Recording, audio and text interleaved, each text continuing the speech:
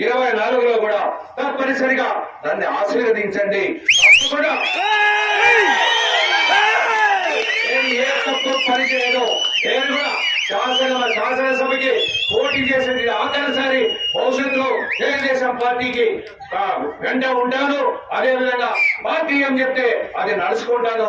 కాబట్టి మీరు కూడా తప్పనిసరిగా ఒక సైనికుల, నేను కెప్టెన్ గా ఏ కష్టం వచ్చినా ఏ నష్టం వచ్చినా మీ వెంట నిలబడతానని ఈ సందర్భంగా తెలియజేస్తున్నా. సంవత్సరం చెప్పింది ఏమని, నన్ను దాటుకొని పోవాలి. మా కార్యకర్తల మీద దాడి జరిగితే నేను మీ కార్యకర్తల మీద దాడి జరగలేదు, దాడి చేయలేదు. నీకు సిగ్గు లేకుండా నువ్వు మంత్రిగా వచ్చావు. మేము దాడి చేసే పరిస్థితి ఉందా? మీరు దొంగ కేసులు బనాయిస్తారు. ఇక 2 నెలలు మాత్రమే మనకి సాగుతాయి.